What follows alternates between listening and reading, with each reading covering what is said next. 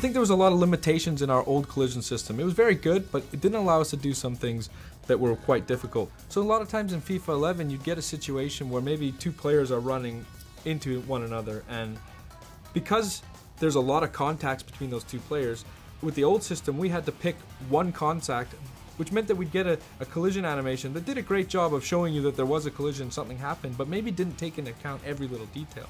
With this year's engine, what you see is when those two players come together, we're resolving for every single collision that happens, and we're really able to preserve the momentum a lot better in the interactions between players.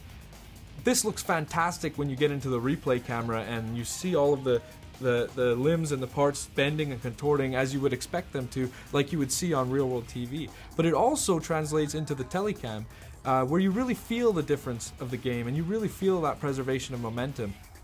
Another benefit that we get is we resolve a lot of our clipping issues in the game this year. In last year's system, we didn't actually account for arm collisions at all, and you couldn't really tell in the telecam, but if you went into replay, you would notice that arms could sometimes clip through a shoulder or clip through a back of your opponents. Well, this year we're resolving every single collision on every single limb of the players when they interact, and the results are quite astounding. One, you don't actually get the level of clipping that you got in last year's game, but two, you get tons of variety.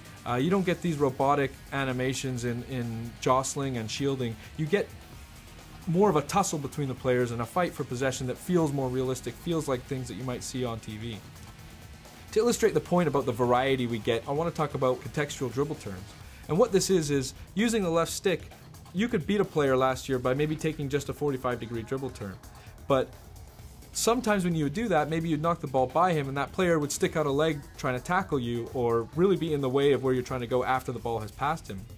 So when you add this year's engine on top of the contextual dribble turns, what you get is realistic behaviors, realistic things that you would see on television happening in the game. Like for instance, a player knocking the ball by a defender, he sticks out a leg to tackle and the dribbler tries to jump out of the way, but he gets caught and he goes down. But the way he's trying to jump out of the tackle and the way that his legs bend because he's been caught, it creates another level of variety that we just wouldn't have had in the game last year.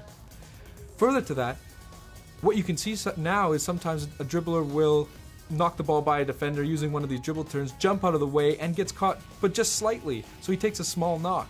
And what you get is a little bit more of resilience from the player to take those small knocks and able to continue on and go after the ball. Now players like Messi can skip through those challenges, take a knock, bounce off of a tackle, and still continue on to really pursue the ball and continue the flow of the game. And it makes for a much more exciting experience, especially when you're on the ball with those good dribblers.